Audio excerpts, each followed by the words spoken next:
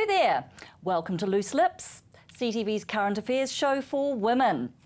I'm Bea Chair, and joining me tonight will be our show regular, Janice Gray. How are you, Janice? Very well, thank you. Thank you for Welcome asking. to the show. How are the Thank you. knees this week? Lovely. Yes? Lovely. Continuing to improve. Holding me up, they are. Very good. Nice to see. Long may it continue. Indeed.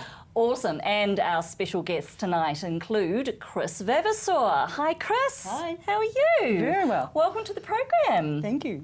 So I see that you are a part-time postgraduate student at the University of Canterbury, and you're a part-time tutor at the New Zealand Broadcasting School, and you're also an actor, a writer, a dancer, and a professional read-out-loud girl. Everyone needs a few hobbies. You think you've got enough going on?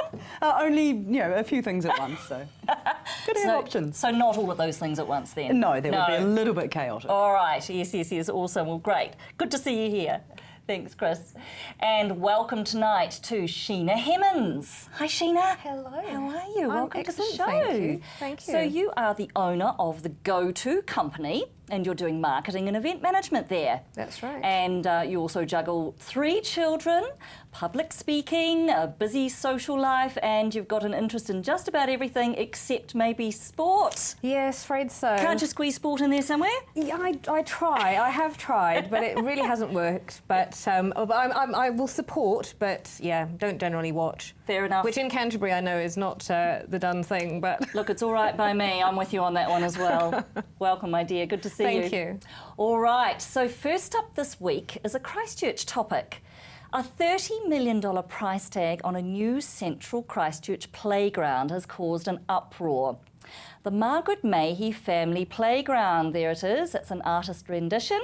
It's the centrepiece of Sarah's blueprint, and it already has Crown-funded budget of $20 million, and it's allegedly seeking another $10 million or more for development towards recreation and contemplative spaces and lawns, is the way they describe it.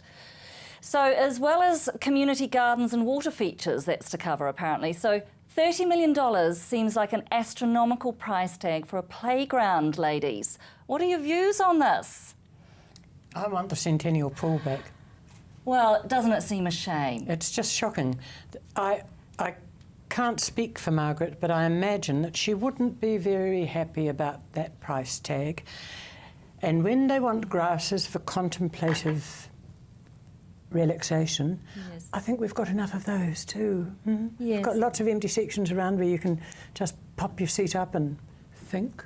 Yes. No, I don't agree with it, actually, Yeah. and I think it's a problem for Leanne Dalzell, our revered mayor, and I just think it's absolutely wrong when there are still people out there with no heating, no assistance with the flooding, and in cold houses.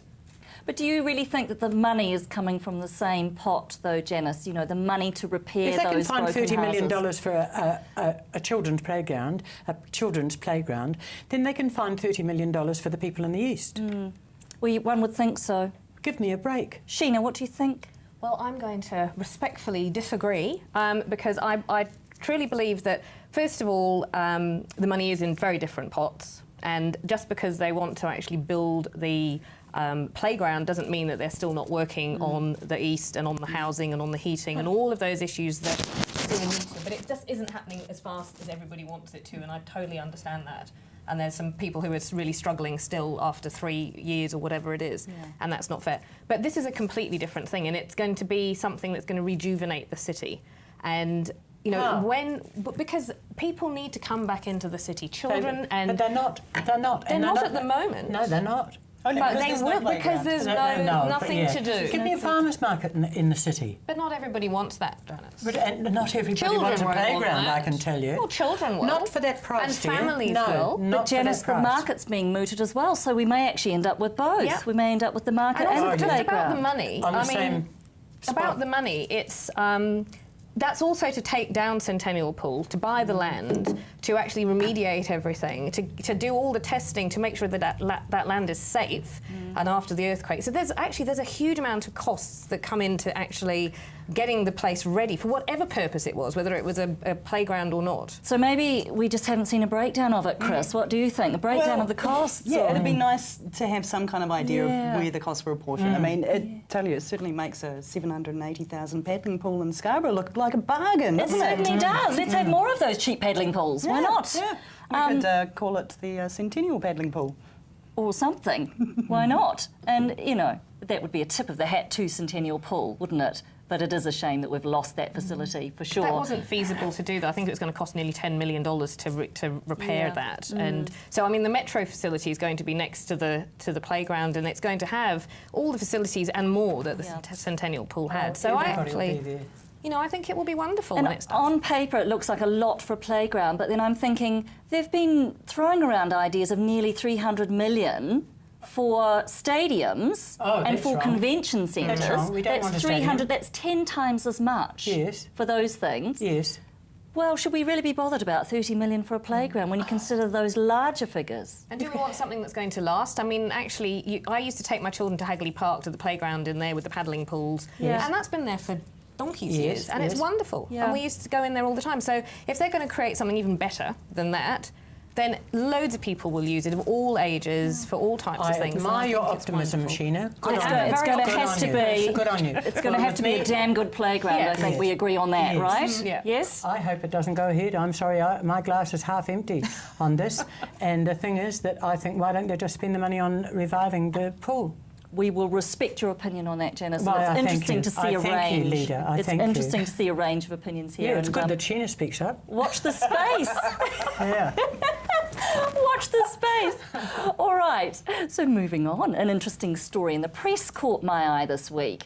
Official statistics show that there has been a sharp decline in marriage in New Zealand. In fact, general marriage rates have never been lower. Last year, for every 1,000 single people of marriageable age, only 22 got married. That's less than a quarter of the 1971 peak rate of 91 per 1,000. So now nearly half of all Kiwi babies are born out of wedlock. Also interesting is that divorce rates are also declining. Last year, over 8,000 couples divorced, I believe, and that's a rate of nearly 10 for every 1,000 marriages.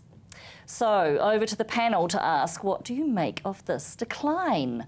I think it was inevitable in just the way that society has changed. There's a lot less that is reliant on a couple being married. You know, there's not the same social stigma attached around illegitimacy, around cohabitation without being married. So, and I think also in that story they mentioned that there was an awful lot of pregnant brides back in the 60s. My grandfather's older sister was a premature baby. Right. So, you know, there's a lot of Oh, yes. issues that mean that marriage isn't quite such a rite of passage, it isn't such an automatic Yeah. thing on the step to adult So life. really it's been changing gradually, you think, Chris? Yeah. Yeah. It's just part and parcel of our changing world. Changing world. What do you think, Sheena? And Yeah, I Janice? think you're absolutely right, Chris. I also think there's a lot of things that come into play in terms of the costs of getting married. You know, I mean, Yes. now it's extremely expensive to do. Huge expectations on that front now, Well, right? there are. And also, I think the fact that a lot of younger people are buying houses. You know, they've got different priorities actually now. So they want to actually buy a house earlier than they did perhaps when you know, in our generation or our parents' generation. So there's a cost that they've already incurred with that. Yeah. So, and once you've done that, why get married? I guess. Yeah. Janice, what are your thoughts? I think it's a very wise decision on the behalf of the women. To not get married. Yes, to not get married, yes. I consider that marriage is a stream of concessions generally made by the woman, and I can't swim. Another thing is, dear, in my day they used to say the first baby can come any time, but the second one always takes 9 months. Yes. Yes, that's right. No, look, all the best to people who marry, but there's a lot of, what do they call it, practice marriages. Yes. You know, and if you read in that- false start. Starter marriage, Yeah, that's right. starter. And even starter marriages cost upwards from $30,000. I think that's absolutely ridiculous. It is. Ridiculous. It's an awful lot to celebrate one day of the rest of your life. That's Yes. the way I always think of it. Who do you think it is for? Is You it know? for the mother of the bride, or is it for the bride? Is it for the groom, who generally faints or gets pissed at the, the stag do the night before and everything like that, and doesn't know what he's saying yes to, and generally learns fairly quickly. But no, all you girls, keep it tight. Awesome. Thanks for the advice, Janice. Okay, we'll remember that. So coming up after the break, we look at the superwoman myth and we ask the age-old question, can women have it all? Stay with us.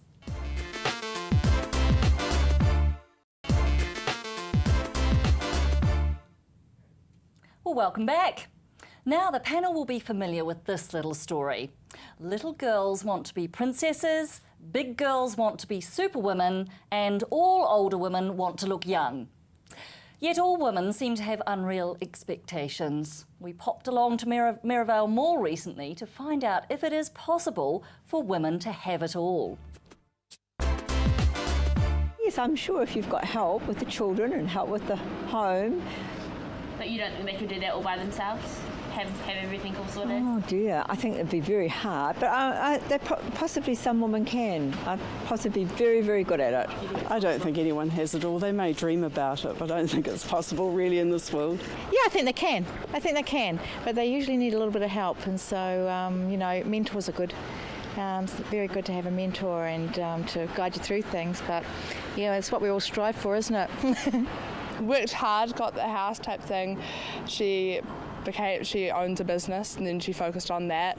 Decided to have children, but it was one of those things where she'd spend as much time as she could with us, and then she was just really good at multitasking. I think that. Well, in my days, the wives didn't work, so we did look after our kids and do the housework and everything.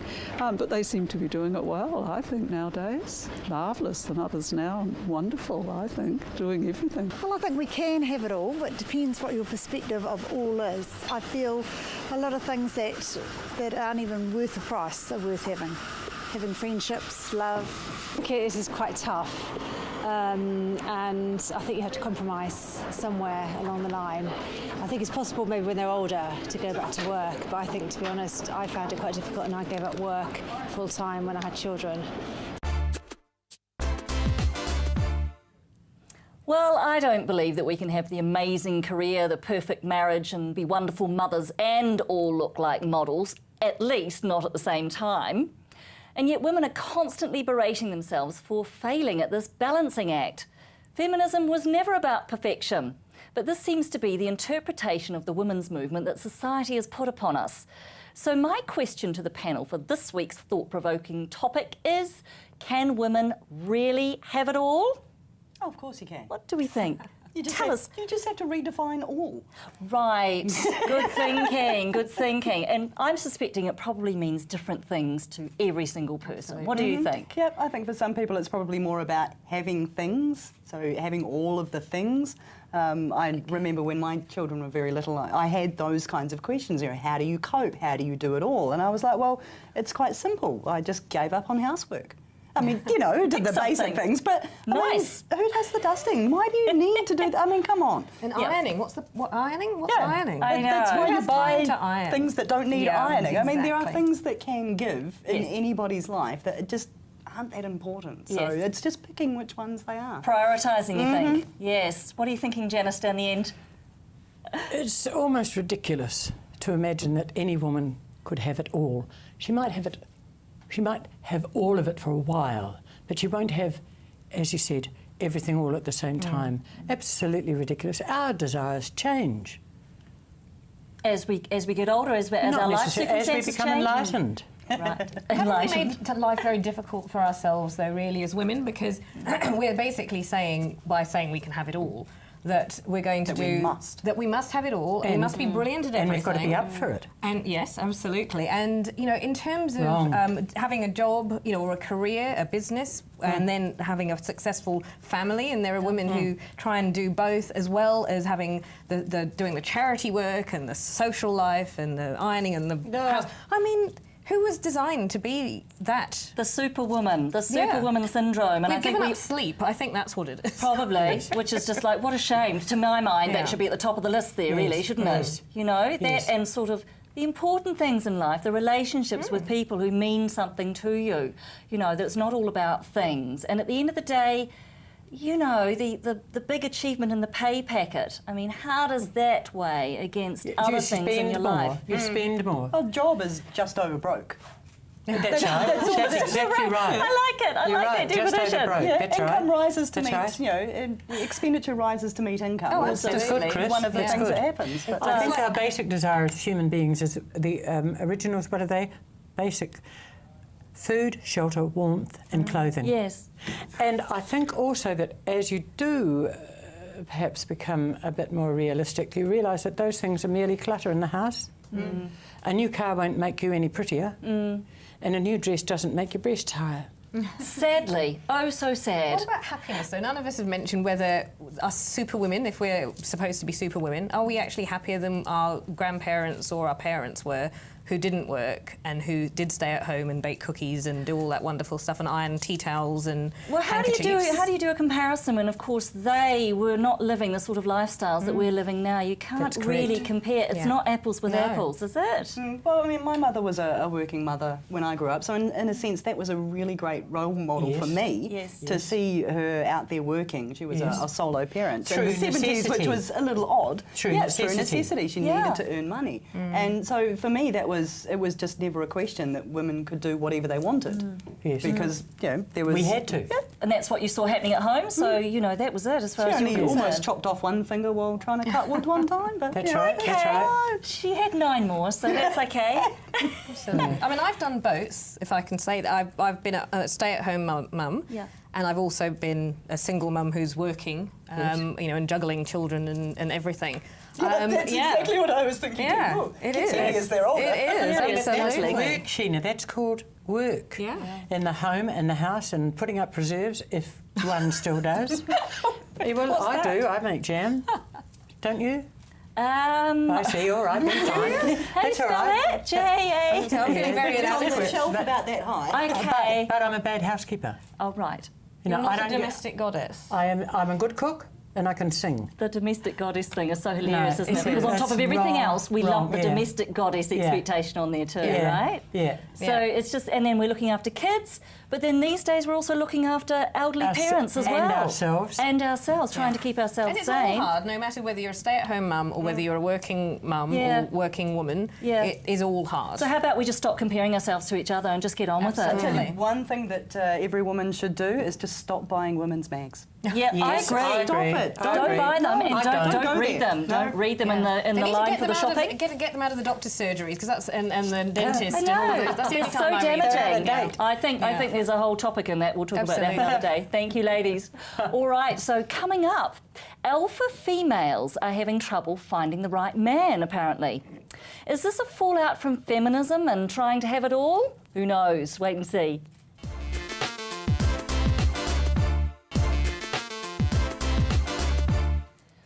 Well, welcome back to Loose Lips, CTV's current affairs show for women. Well, I think it is reassuring to know that women can't have it all, which leads me very nicely on to our next item. There's a new book which addresses the subject of alpha women, and it's entitled The Alpha Woman Meets Her Match. New York psychotherapist Dr. Sonia Rhodes noticed a pattern of women coming to her practice, and all of them were self-confident, they were accomplished, they were sexual, but there was something missing. They complained about being unhappy and frustrated by their lack of success in relationships. Dr. Rhodes suggested that alpha women ditch men as successful as themselves and take a look at their beta opposite. A man who's not afraid of strong women and is dependable, responsible and supportive. Sounds great, doesn't it? So does beta man sound like second best man, or are smart women being encouraged to down date here? What do you think? What is it with these labels? Alpha woman and beta man? They sound like superheroes, don't they? Well, they're not though, are they? No, they're not. They're just ordinary Let's face people. it, yeah. And I mean, really, what is an alpha male? What's an alpha female? I mean, I don't like being put in boxes, you know, and being categorised. I mean, I think it's about finding the person who suits you the best and who likes you back, hopefully. That's the idea, isn't it? It's just another one of these labels, a bit like the Superwoman thing that we were just talking about. And if you keep thinking of people as categories or as types, then you're going to miss the people that as themselves. The actual person that's buried in there. There can be a lot of harm done in really simplistic kind of categories and really simplistic dating advice. Like, this is broad brush, all you strong, independent women, you're looking at the wrong type of guys. Well, maybe they are, but they just need to look at them as people. You know, what does this person, how do they compliment me? How do they, you know, will they support me in whatever I do? And that doesn't have to be restricted to a personality type. Yes. If, you know, if you find someone that you're happy with, that supports you. If you can find someone like that, then you can grab them, I think, because they're actually very hard to find. Well, yeah. And I'm thinking, you know, along with that list of will they, do I fancy them? Well, exactly. And do they fancy me? Yeah. I mean, what do you think, Janice? Oh, well, I think it comes after the first fancy, darling. All this finding out about what they like. Yes. Are they good in bed? Are they good in the kitchen? Are they good in the garage? Yeah. You know, in the most important places in the house. Look, I have an advertisement written out for the paper Saturday. Wanted a handyman view to marriage. Very good. Do you believe me? I'd love to believe you. Look, I've got a dog. Did you get many responses? Or are you No, next Saturday, darling. I'll let you know. You'll be the first to know. We want to read the responses. I believe that often it's under your nose. A guy, you know, who's really good, thoughtful, got a good sense of humour, is prepared to do things for you without reward. That's unusual. Aren't those the ones that we usually want to keep as friends? Well, yeah, but why do we want to keep them as friends? I don't know. It's because we don't trust because we don't fancy them. We don't fancy them, but then what's... Well, we don't know. We don't fancy them yet. We don't know, so possibly we could. So we need to start looking at all of our friends slightly differently. Talking to people. How did you meet your man? Through theatre.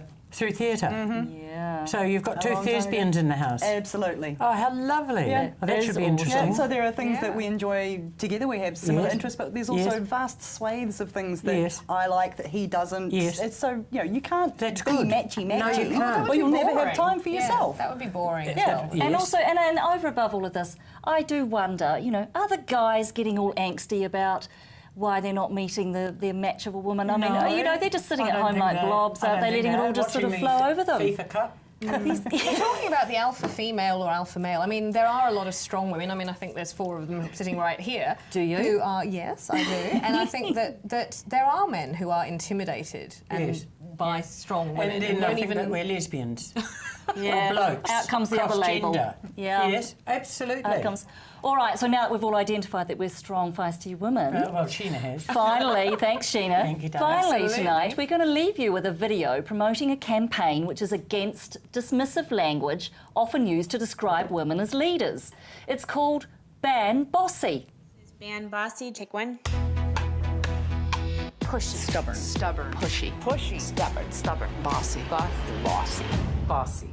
When I was growing up, I was called bossy. I think the word bossy is just a squasher. Being labeled something matters. By middle school, girls are less interested in leadership than boys. And that's because they worry about being called bossy. We need to tell them it's okay to be ambitious. We need to help them lean in. Words matter. Let's just ban the word bossy. And encourage girls to lead. To be strong and be ambitious. Listen to your own voice. There are no limits. Dare to be you. You can change the world. Let's ban bossy. Be brave. Be you. Ban bossy. Join us to ban bossy. I'm not bossy. I'm the boss.